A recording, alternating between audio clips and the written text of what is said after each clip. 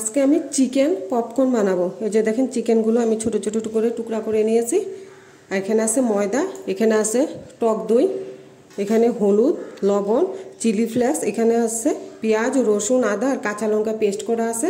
এখানে চাট মশলা, এখানে আছে গোলমরিচের গুঁড়া, লঙ্কার গুঁড়া আর এখানে গরম মশলা। আমি এখন কিভাবে চিকেন পকোড়াটা বানাবো সেটা আপনাদেরকে আমি দেখিয়ে দিচ্ছি।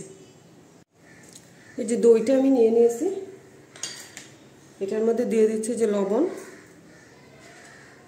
দিয়ে দিচ্ছি হলুদ, আর এখানে যে পেঁয়াজ, রসুন, আদা আর কাঁচা লঙ্কার পেস্টটা দিয়ে দিচ্ছি, দিয়ে দিচ্ছি চিলি ফ্লেক্সগুলো,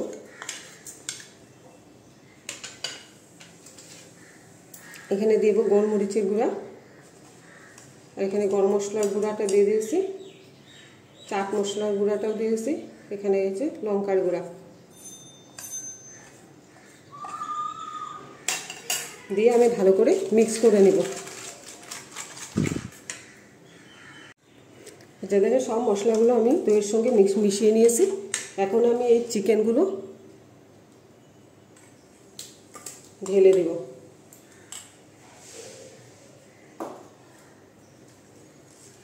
ঢেলে ভালো করে আমি মিশিয়ে নিব চিকেনের সঙ্গে।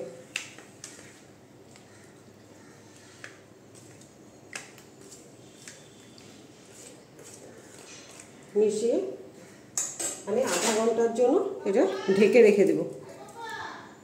এই যে আমি ময়দাটার মধ্যে এই যে গোলমরিচের গুঁড়া, লঙ্কার গুঁড়া আর এখানে চাট মশলা এগুলো মিশিয়ে দেব, আর দিয়ে দিব অল্প একটু লবণ, দিয়ে আমি ভালো করে মিশিয়ে নেব ময়দার সঙ্গে।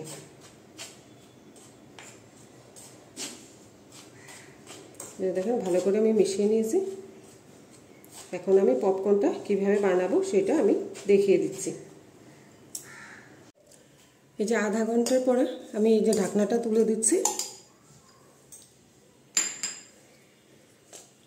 এই যে কি সুন্দর দেখেন চিকেনটা, এটা দই মশলার সঙ্গে মিক্স হয়ে গেছে। এখন আমি কিভাবে পকোড়াটা বানাবো সেটা আপনাদেরকে আমি দেখিয়ে দিচ্ছি।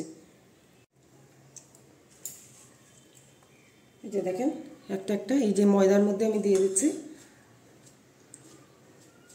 দিয়ে ভালো করে এইভাবে চেপে নেব ময়দাগুলো দিয়ে দিয়ে।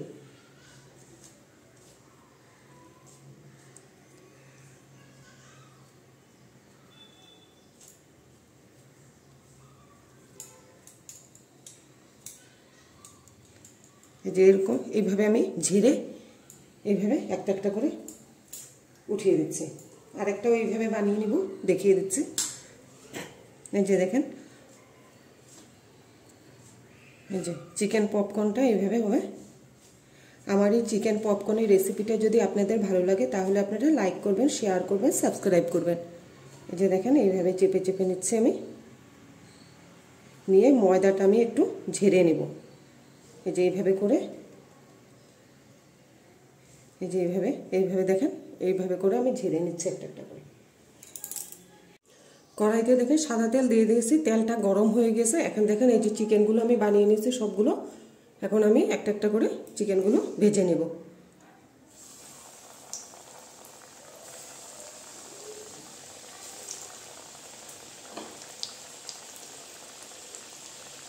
চিকেনটা এখন উল্টাবো না, একটু যখন একটু উপরটা ভাজা হয়ে যাবেন তারপরে আমি এটা উল্টিয়ে দেব। এই যে দেখেন উপরটা চেঞ্জ হয়েছে, এখন আমি উল্টিয়ে দিচ্ছি এগুলোকে। এই যে দেখেন উল্টিয়ে দিয়েছি। এই দেখেন নিচটা কি সুন্দর হয়েছে। স্টিমটা আমি একটু কমিয়ে দিয়েছি, কমিয়ে করবো। এই যে দেখেন কি সুন্দর চিকেন পপকর্নগুলো হয়ে গিয়েছে। এখন আমি নামিয়ে দিব, আরগুলো এই একইভাবে আমি বানিয়ে নিব। এখন নামিয়ে দিচ্ছি। এই যে দেখেন কি সুন্দর হয়েছে। এই যে দেখেন আরগুলো আমি এইভাবে দিয়ে দিচ্ছি তেলের মধ্যে।